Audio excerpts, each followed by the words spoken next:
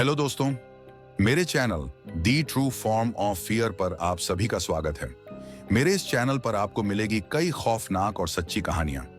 यदि आपके पास भी कोई सच्ची कहानी है तो मुझे मेरे टेलीग्राम या जीमेल पर भेज सकते हैं। मैं आपकी कहानियों को दूसरों तक पहुंचाने की कोशिश करूंगा। और यदि आप मेरे इस चैनल पर पहली बार आए हैं तो मेरे इस चैनल को सब्सक्राइब कर लें और नोटिफिकेशन बेल को भी ऑन कर लें ताकि आप तक मेरी आवाज जल्द से जल्द पहुंच पाए। तो शुरू करते हैं कहानियों के सिलसिले को। तो आज की पहली कहानी, खौफनाक हवेली का रहस्य। एक छोटे से गांव के किनारे, जहां चांद की रोशनी भी रात के सन्नाटे में खो जाती थी, वहां एक पुरानी हवेली खड़ी थी। वह हवेली, जिसे लोग खौफनाक हवेली कहते थे, अब न किसी का घर थी, न ही कोई वहां रहने की हिम्मत करता। गांव में बुरी अफवाहें फैली हुई थीं कि हवेली में कुछ अजीब घटनाएं होती हैं और जो भी वहां जाता है वह कभी वापस नहीं लौटता। कुछ साल पहले एक युवा पत्रकार रणवीर, जो रहस्यों और सच्चाइयों को खोजने का शौक रखता था, इस कहानी को सुलझाने के लिए गांव आया। उसने सुना था कि हवेली के अंदर एक रहस्यमय मौत का राज छिपा हुआ था और उसने ठान लिया कि वह इस रहस्य का पर्दाफाश करेगा। वह एक ठंडी शाम हवेली की ओर बढ़ा। उसकी मर्जी थी कि वह हवेली के अंदर जाकर खुद उन अफवाहों का सच जाने। हवेली की दीवारें सड़ी हुई थीं, दरवाजे जंग लग चुके थे, लेकिन वे बिना किसी प्रतिरोध के खुल गए। हवेली के भीतर अजीब सी खामोशी थी, जैसे वहां कभी कोई आवाज नहीं आई हो। रणवीर धीरे धीरे एक खामोश गलियारे में चला गया। हर कदम पर उसके दिल की धड़कन तेज हो रही थी। अचानक उसने एक कमरे का दरवाजा खोला। अंदर घना अंधेरा था, लेकिन फिर भी वह कमरे की ओर बढ़ा। कमरे के एक कोने में एक पुरानी सी लकड़ी की मेज रखी थी। मेज पर बिखरी हुई कागजों की ढेर थी, जिनमें से एक चिट बाहर निकली हुई थी। उसने चिट उठाई। उस पर लिखा था, यह हवेली तुम्हारा नहीं, यह हवेली तुम्हें अपनी जंजीरों में बांध लेगी। रणवीर हंसते हुए उस चिट को नीचे फेंकता है और कमरे की ओर बढ़ता है। लेकिन तभी उसके सामने अंधेरे में एक आकृति उभरती है। वह एक महिला थी। उसकी आंखें खाली थीं, जैसे उसने अपनी सारी भावनाएं खो दी हों।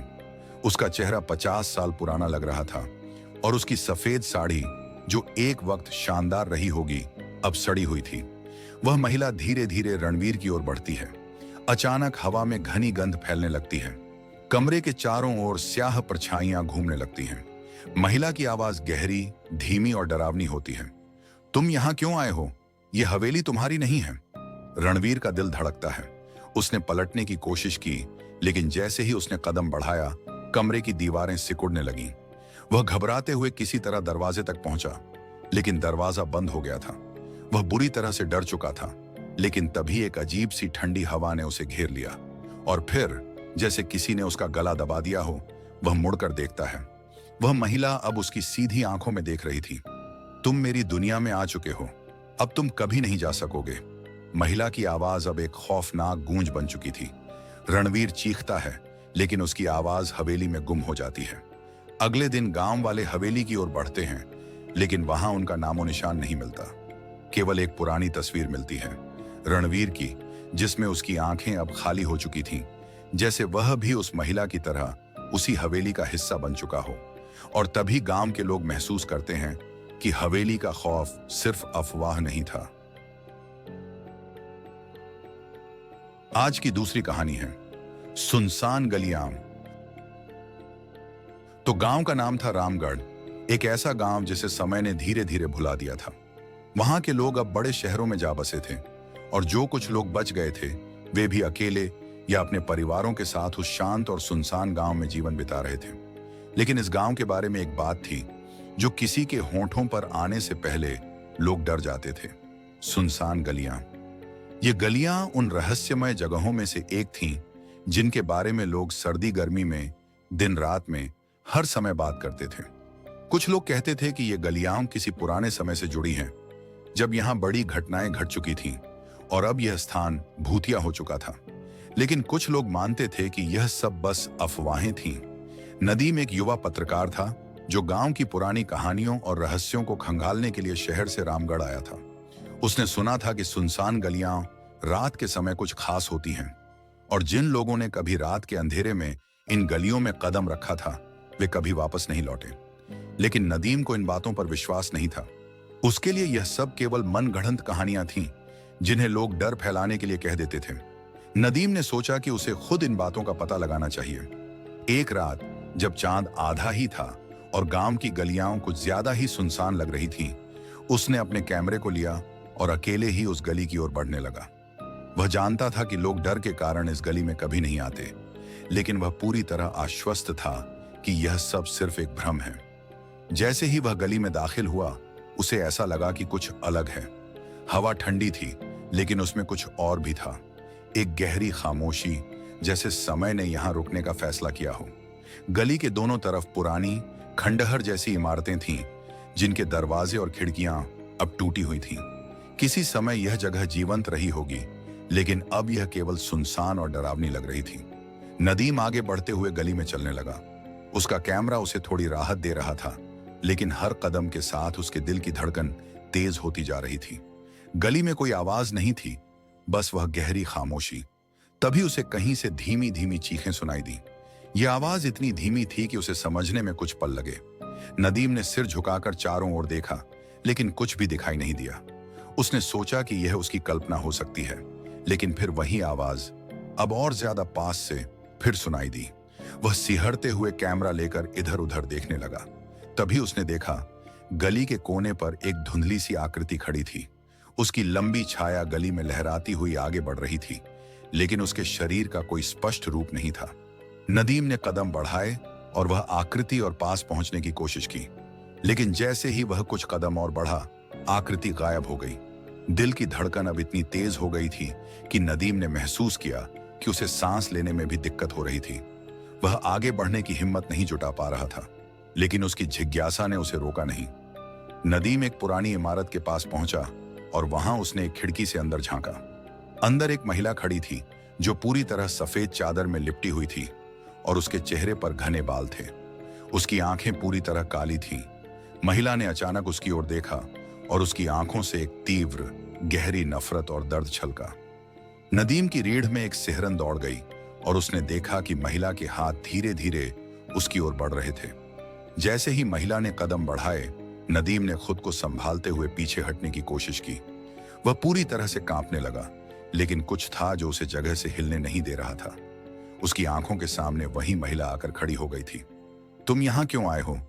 महिला की आवाज उस गली की खामोशी को तोड़ते हुए गूंज उठी। नदीम की आवाज गले में फंसी हुई थी। वह कुछ बोल नहीं सका।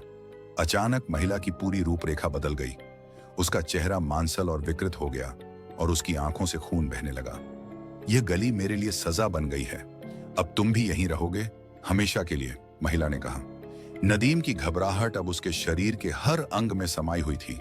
अचानक वह महिला गायब हो गई और नदीम ने देखा कि वह गली अब अलग लगने लगी थी। हर तरफ अंधेरा बढ़ता जा रहा था और उस अंधेरे में कोई भी आवाज नहीं थी। नदीम का दिल तेजी से धड़क रहा था। उसके पैरों में शक्ति नहीं बची थी और वह गिरते गिरते संभलते हुए गली से बाहर भागने लगा। जब वह गांव के मुख्य रास्ते तक पहुंचा, तो उसने देखा कि लोग उस गली के बारे में कुछ नहीं जानते थे, लेकिन उसकी आंखों में वही डर और घबराहट थी। उसे यह एहसास हो गया कि वह गली सिर्फ एक अफवाह नहीं थी, वह सच थी और वह कभी नहीं भूलेगा वह सुनसान गली जिसमें उसे असल डर का अनुभव हुआ। गांव में अब भी लोग उस गली के पास जाने से डरते हैं, क्योंकि कहते हैं कि जो एक बार वहां जाता है वह कभी नहीं लौटता। तो आज की आखिरी कहानी है भूल भुलैया हवेली। गांव के बाहर एक पुरानी हवेली थी, जिसे लोग भूल भुलैया हवेली कहते थे। यह हवेली बहुत पुरानी और खंडहर जैसी थी। कहते थे कि जो भी वहां गया वह कभी वापस नहीं लौटा। इस हवेली को लेकर कई कहानियां सुनाई जाती थीं। कुछ कहानियां डरावनी, कुछ रहस्यमयी, मगर कोई भी यह नहीं जानता था कि सच क्या है। एक रात रवि नामक एक साहसी लड़के ने अपने दोस्तों के साथ शर्त लगाई और हवेली में जाने का फैसला किया। वह बहुत निडर था। उसके दोस्तों ने उसे मना किया, लेकिन रवि नहीं माना। वह सब हवेली के पास पहुंचे। हवेली की दीवारें झरझर हो चुकी थीं और खिड़कियां अंधेरे में छिपी हुई थीं। हवेली के भीतर एक अजीब सी खामोशी थी। सिर्फ हवा की हल्की आवाज सुनाई देती थी। रवि ने डरते हुए कहा, हम यहां तक आए हैं तो अब वापस नहीं लौटेंगे। वह सब हवेली में दाखिल हो गए। जैसे ही वे अंदर पहुंचे, एक अजीब सी ठंडक ने उन्हें घेर लिया। हवेली के अंदर का वातावरण बहुत ही रहस्यमय था। दीवारों पर लटकी तस्वीरें जैसे उन्हें घूर रही थीं। कोई भी खामोशी के बीच अपनी जगह से हिलने को तैयार नहीं था।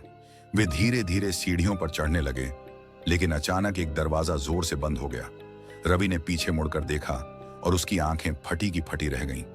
उसके दोस्त वह कहीं दिखाई नहीं दे रहे थे। रवि अकेला था। वह डरते हुए एक बड़े हॉल में पहुंचा। वहां सब कुछ पुराना और खंडहर जैसा था। एक कोने में एक पुरानी खटिया रखी थी। उस खटिया पर सफेद साड़ी में लिपटी एक औरत बैठी थी। उसकी पीठ मुड़ी हुई थी और वह बुदबुदा रही थी। रवि ने धीरे से पुकारा, आप कौन हैं? लेकिन वह औरत बिना पलटे बुदबुदाती रही। अचानक उसने धीरे धीरे मुड़कर उसकी ओर देखा। उसकी आंखें वह काली गहराई जैसी थीं और उसका चेहरा पूरी तरह झुलसा हुआ था। रवि का दिल जोर जोर से धड़कने लगा। उसे ऐसा लगा जैसे वह हवा में उड़ने लगेगा। रवि डरते हुए चीखते हुए भागा, लेकिन हर दरवाजा उसे उसी हॉल में वापस ले आया। कोई रास्ता नहीं था। वह हर मोड़ पर वही खटिया, वही औरत और वही बुदबुदाहट सुनता था। जैसे जैसे वह औरत उसकी ओर बढ़ रही थी, उसकी बुदबुदाहट और तेज होती गई। रवि के पैरों में ताकत नहीं बची। वह कांपते हुए उसे देखने लगा और फिर वह औरत धीरे धीरे उसकी ओर बढ़ने लगी। उसकी आंखों में गहरी नफरत और दर्द था, जैसे वह किसी को अपने जाल में फंसाने का इंतजार कर रही हो। अगली सुबह गांव वालों को हवेली के बाहर रवि की चप्पलें मिली, लेकिन रवि का कहीं कोई पता नहीं चला। गांव वालों का कहना है कि उन्होंने रात को उसे जोर जोर से चीखते हुए सुना था, लेकिन जब वे हवेली के अंदर गए तो रवि वहां कहीं नहीं था। हवेली आज भी रहस्यमयी बनी हुई है। कोई वहां नहीं जाता और जो गया वह कभी वापस नहीं लौटा। भूल भुलैया हवेली के दरवाजे आज भी बंद हैं, लेकिन कहा जाता है कि जो कभी उन दरवाजों को खोलने की कोशिश करता है वह सीधे नरक के दरवाजे तक पहुंच जाता है। आज के लिए फिलहाल इतना ही। यदि आपने मेरे चैनल को सब्सक्राइब नहीं किया तो जल्दी से कर लें और जुड़े मेरे साथ। मिलते हैं किसी और रात को किसी और की कहानी के साथ।